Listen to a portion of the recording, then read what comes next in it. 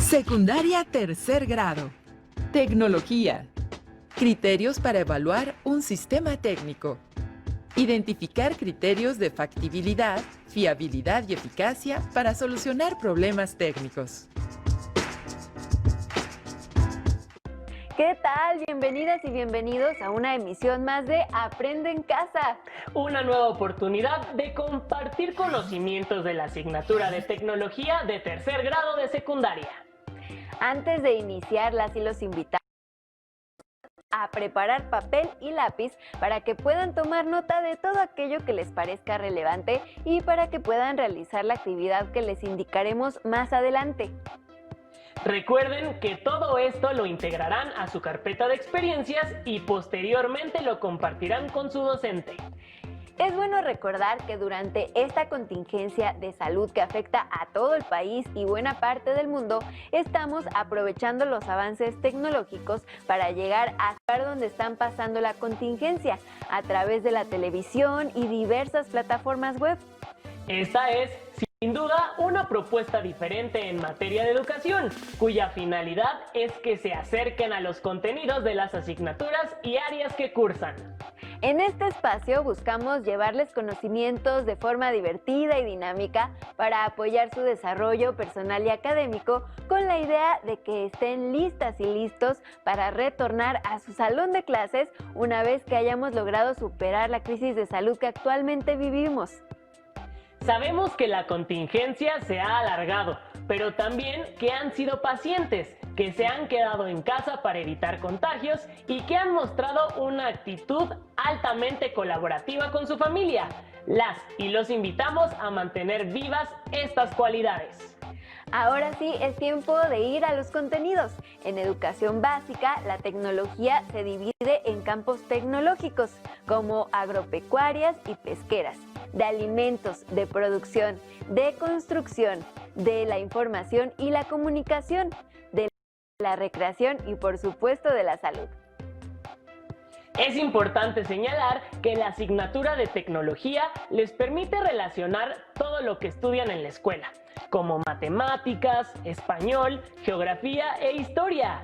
Y que esto contribuye a que desarrollen sus saberes y les den sentido, y les permite comprender cómo es que todo el conocimiento se interconecta para el desarrollo tecnológico que conocen y del cual seguramente algunas y algunos de ustedes son actores innovadores y creativos. En esta sesión abordarán el tema Criterios para evaluar un sistema técnico. Es un tema altamente interesante, ya que la tecnología se encuentra presente en la mayoría de los ámbitos de su vida, ya sea como usuarias o usuarios, creadoras o creadores, o bien innovadoras o innovadores. Cabe resaltar que, al evaluar los sistemas tecnológicos, se consideran criterios internos y externos, y es el propósito de esta sesión que utilicen los criterios internos, es decir, la factibilidad, la fiabilidad, la eficiencia y la eficacia en propuestas de solución a problemas técnicos. La factibilidad permite responder la pregunta: ¿qué tan realizable es el proyecto? Es decir, si se cuenta con recursos económicos, materiales, técnicos, energéticos y costos, entre otros, con los que se pueda realizar. La fiabilidad atiende la pregunta: ¿qué tan confiable es el sistema tecnológico? Es decir, si tiene un buen funcionamiento y supera los errores, las deficiencias y los imprevistos, de tal manera que genere confianza para cumplir de manera continua los objetivos planteados. La eficacia se refiere al logro del resultado esperado. Está en relación con los fines deseados y los resultados imprevistos. Y la eficiencia refiere a un nivel de rendimiento máximo dentro de un proceso técnico, en el cual se utiliza la menor cantidad de insumos y se genera la mayor cantidad de producto o resultado. Las y los invitamos a ver algunos de estos aspectos en el siguiente video.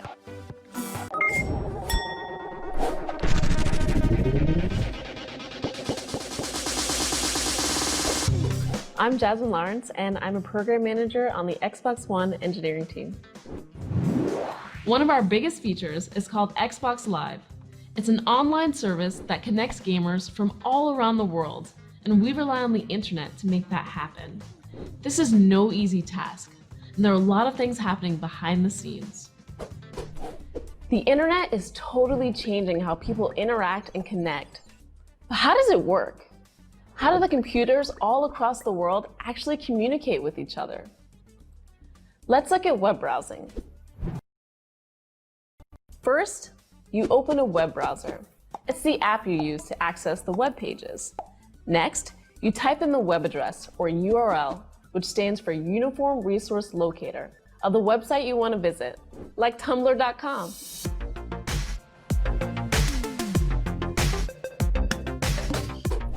Hi, I'm David Karp, the founder of Tumblr, and we're here today to talk about how those web browsers we use every day actually work.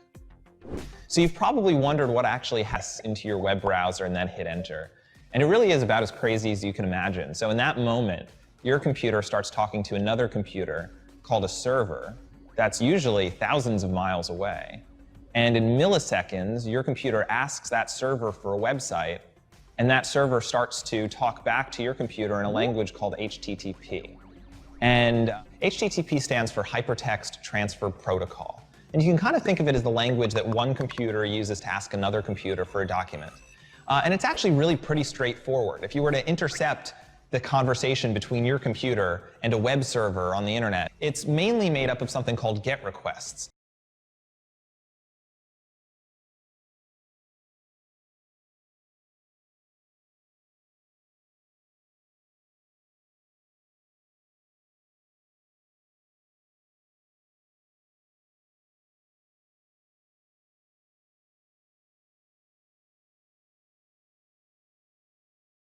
And those are really very simply the word get and then the name of the document that you're requesting. So if you're trying to log into Tumblr and load our login page, all you're doing is sending a GET request to Tumblr's server that says get/login. And that tells Tumblr server that you want all of the HTML code for the Tumblr login page. So HTML stands for Hypertext Markup Language. And you can think of that as the language that you use to tell a web browser how to make a page look. So if you think about something like Wikipedia, which is really just a big, simple document, and HTML is the language that you use to make that title big and bold, to make the font the right font, to link certain text to certain other pages, to make some text bold, to make some text italic, to put an image in the middle of the page, to align the image to the right, to align the image to the left. The text of a web page is included directly in the HTML, but other parts, images or videos, are separate files with their own URLs that need to be requested. The browser sends separate HTTP requests for each of these and displays them as they arrive. If a web page has a lot of different images, each of them causes a separate HTTP request, and the page loads slower. Now, sometimes when you browse the web, you're not just requesting pages with GET requests. Sometimes you send information, like when you fill out a form or type a search query. Your browser sends this information in plain text to the web server using an HTTP POST request. So let's say you log into Tumblr. Well, the first thing you do is you make a POST request. That is a post to Tumblr's login page that has some data attached to it. It has your email address, it has your password. That goes to Tumblr's server. Tumblr server figures out that, okay, you're David. It sends a web page back to your browser that says, success, logged in as David. But along with that web page, it also attaches a little bit of invisible cookie data that your browser sees and knows to save. And that's really important because it's really the only way that a website can remember who you are. And all that cookie data really is an ID card for Tumblr. It's a number that identifies you as David. And your web browser holds on to that number And then the next time you refresh Tumblr, the next time you go to tumblr.com, your web browser knows to automatically attach that ID number with the request that it sends over to Tumblr server. So now Tumblr server sees the request coming from your browser, sees the ID number, and knows, okay, this is a request from David. Now, the internet is completely open. All of its connections are shared, and information is sent in plain text. This makes it possible for hackers to snoop on any personal information that you send over the internet. But safe websites prevent this by asking your web browser to communicate on a secure channel using something called Secure Sockets Layer and its successor, Transport Layer Security. You can think of SSL and TLS as a layer of security wrapped around your communications to protect them from snooping or tampering. SSL and TLS are active when you see the little lock that appears in your browser address bar next to the HTTPS. The HTTPS protocols ensure that your HTTP requests are secure and protected. When a website asks your browser to engage in a secure connection, it first provides a digital certificate, which is like an official ID card, proving that it's the website it claims to be. Digital certificates are published by certificate authorities, which are trusted entities that verify the identities of websites and issue certificates for them, just like a government can issue IDs or passports. Now, if a website tries to start a secure connection without a properly issued digital certificate, your browser will warn you. That's the basics of web browsing, the part of the internet we see day to day. To summarize, HTTP and DNS manage the sending and receiving of HTML, media files, or anything on the web. What makes this possible under the hood are TCP/IP and router networks that break down and transport information in small packets. Those packets themselves are made up of binary, sequences of ones and zeros that are physically sent through electric wires, fiber optic cables, and wireless networks. Fortunately, once you've learned how one layer of the internet works, you can rely on it without remembering all the details. And we can trust that all those layers will work together to successfully deliver information at scale and with reliability.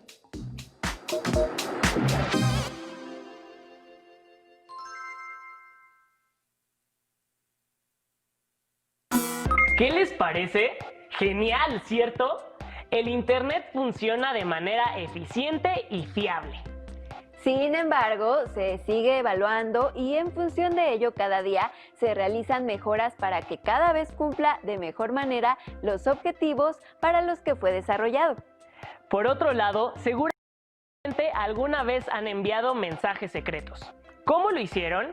Tal vez utilizaron una clave o código descifrado únicamente por ustedes y las personas con quienes compartieron dichos mensajes.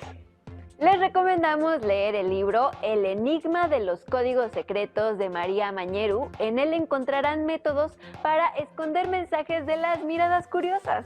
Y mientras llega el momento de que puedan realizar esa lectura, las y los invitamos a ver el siguiente video. En él se muestra cómo los desarrolladores de este sistema tecnológico mantienen segura y secreta la información que se maneja en Internet a partir de cifrado y llaves públicas.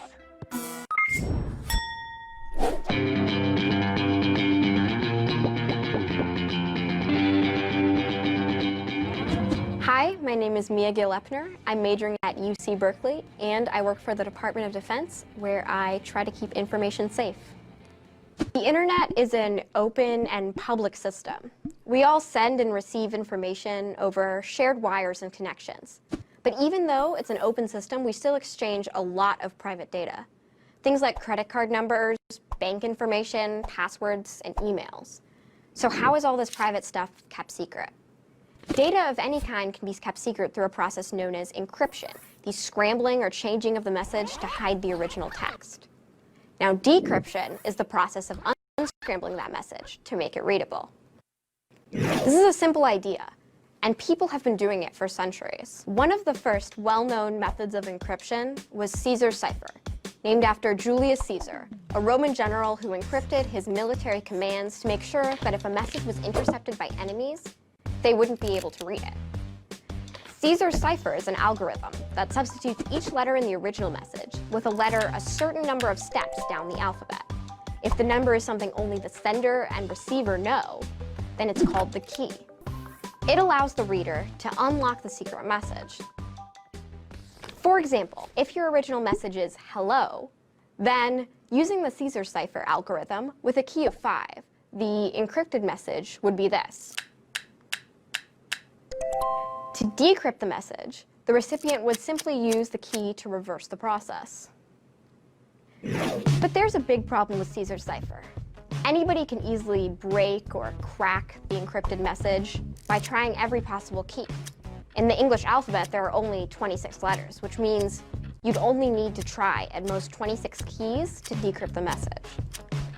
Now, trying 26 possible keys isn't very hard. It would take at most an hour to do. So let's make it harder. Instead of shifting every letter by the same amount, let's shift each letter by a different amount. In this example, a 10-digit key shows how many positions each successive letter will be changed to encrypt a longer message. Guessing this key would be really hard. Using 10-digit encryption, there could be 10 billion possible key solutions. Obviously, that's more than any human could ever solve. It would take many centuries. But an average computer today would take just a few seconds to try all 10 billion possibilities. So in a modern world, where the bad guys are armed with computers instead of pencils, how can you encrypt messages so securely that they're too hard to crack? Now, too hard means that there are too many possibilities to compute in a reasonable amount of time. Today's secure communications are encrypted using 256-bit keys. That means a bad guy's computer that enters your message would need to try this many possible options until they discover the key and crack the message. Even if you had 100,000 supercomputers, and each of them was able to try 1,000,000 billion keys every second, it would take trillions of trillions of trillions of years to try every option, just to crack a single message protected with 256-bit encryption. Of course, computer chips get twice as fast and half the size every year or so. If that pace of exponential progress continues, today's impossible problems will be solvable just a few hundred years in the future, and chips won't be enough to be safe. In fact, we've already had to increase the standard key length to keep up with the speed of computers. The good news is, using a longer key doesn't make encrypting messages much harder, but it exponentially increases the number of guesses that it would take to crack a cipher. When the sender and the receiver share the same key to scramble and unscramble a message, it's called symmetric encryption. With symmetric encryption, like Caesar's cipher, the secret key has to be agreed on ahead of time by 2 people in private. So that's great for people, but the internet is open and public, so it's impossible for 2 computers to meet in private to agree on a secret key. Instead, computers use asymmetric keys, a public key that can be exchanged with anybody and a private key that is not shared. The public key is used to encrypt data, and anybody can use it to create a secret message. But the secret can only be decrypted by a computer with access to the private key. How this works is with some math that we won't get into right now. Think of it this way. Imagine that you have a personal mailbox where anybody can deposit mail, but they need a key to do it. Now, you could make many copies of the deposit key and send one to your friend, or even just make it publicly available. Your friend, or even a stranger, can use the public key to access your deposit slot and drop a message in. But only you can open the mailbox with your private key to access all of the secret messages you've received. And you can send a secure message back to your friend by using the public deposit key to their mailbox. This way, people can exchange secure messages without ever needing to agree on a private key. Public key cryptography is the foundation of all secure messaging on the open internet, including the security protocols known as SSL and TLS, which protect us when we're browsing the web. Your computer uses this today anytime you see the little lock or the letters HTTPS in your browser's address bar. This means your computer is using public key encryption to exchange data securely with the website you're on. As more and more people get on the internet, more and more private data will be transmitted, and the need to secure that data will be even more important. And as computers become faster and faster, we'll have to develop new ways to make encryption too hard for computers to break. This is what I do with my work, and it's always changing.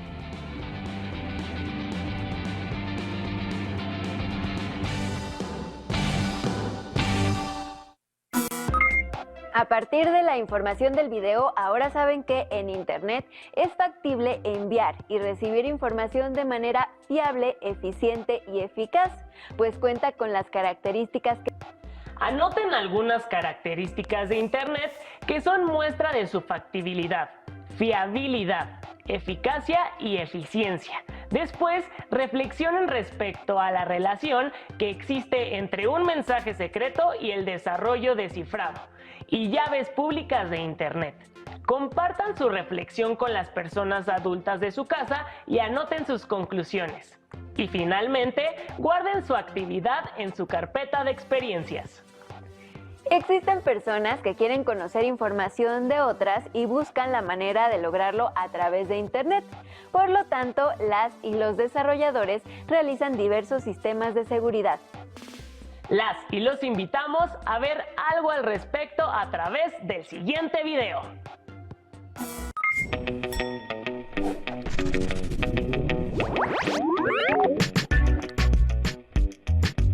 Hi, my name's Jenny Martin, and I'm the Director of Cybersecurity Investigations at Symantec. Today, cybercrime causes huge problems for society, personally, financially, and even in matters of national security. Just in the last few years, hundreds of millions of credit card numbers have been stolen. Tens of millions of social security numbers and healthcare records were compromised. Even nuclear centrifuges have been hacked, and unmanned aerial drones have been hijacked.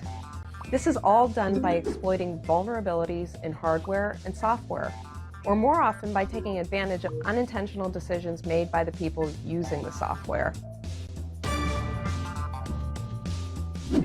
The people committing these cybercrimes don't fit a single profile or motivation. It could be anyone from an international terrorist to a teenager competing for bragging rights. Today, the largest countries not only have a regular army, but also have a well-armed cyber army. In fact, the next world war may not be fought with traditional weapons, but with computers used to shut down national water supplies, energy grids, and transportation systems. Hi, my name is Parisa, and I'm Google's security princess. I've worked on a lot of different Google products in a lot of different ways to try and make our software as secure as possible. Now let's take a look at how cybercrime works under the hood. We'll learn about software viruses, denial of service attacks, and phishing scams. In biology and life, a virus is an organism that is spread by coughing, sneezing, or physical contact. Viruses work by infecting cells, injecting their genetic material, and using those cells to replicate. They can make people really sick and then spread to other people. A computer virus works a bit similarly. A virus is an executable program that gets installed, usually unintentionally, and harms a user and their computer. It's also possible for a virus to spread itself to other computers. Now, how does a virus get on your computer in the first place? There are a couple ways an attacker can infect someone's computer. They might lure a victim into installing a program with deception about the program's purpose. So, for example, a lot of viruses are disguised as security updates. It's also possible that the software on your computer has a vulnerability, so an attacker can install itself without even needing explicit permission. Once a virus is on your computer, it can steal or delete any of your files, control other programs, or even allow someone else to remotely control your computer. Using computer viruses, hackers can take over millions of computers worldwide, and then use them as a digital army, otherwise known as a botnet, to attack and take down websites. This kind of attack is called a distributed denial of service. A denial of service is when hackers overwhelm a website with too many requests. We call it a distributed denial of service when the attack comes from many computers all at once. Most websites are ready to respond to millions of requests a day, but if you hit them with billions or trillions of requests coming from different places, the computers are overloaded and stop responding. Another trick used by cybercriminals is to send large amounts of spam email in an attempt to trick people into sharing sensitive personal information. This is called a phishing scam. A phishing scam is when you get what seems like a trustworthy email asking you to log into your account, but clicking the email takes you to a fake website. If you log in anyway, you've been tricked into giving your password away. Hackers can then use your login credentials to access your real accounts, to steal information, or maybe even to steal your money. Fortunately, there are many companies, laws, and government organizations working to make the internet safer, but these efforts are not enough. You may think when a computer system gets hacked, the problem was the security design or the software. 90% of the time a system gets hacked, however, it's not because of a security bug, but because of a simple mistake made by a human. It turns out there are steps we can all take to protect ourselves. Often, your actions not only impact the security of your own data and computer, but the security of everyone at your school, workplace, and home. With billions or trillions of dollars at stake, cybercriminals get smarter each year, and we all need to keep up.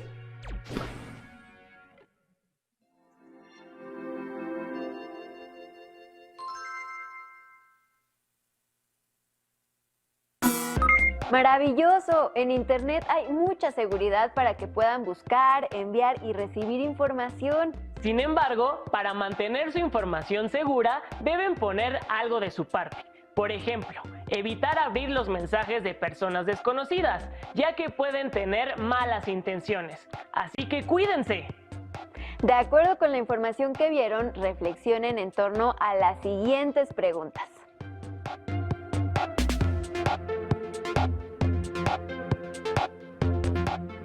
¿Qué daños puede ocasionar un virus informático en un dispositivo electrónico como un smartphone, una tableta o una computadora personal?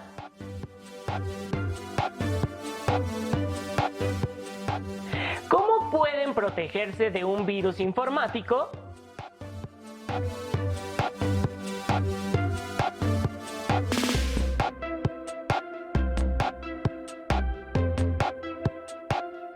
¿Creen que el Internet se realizó con base en criterios de factibilidad, fiabilidad, eficiencia y eficacia?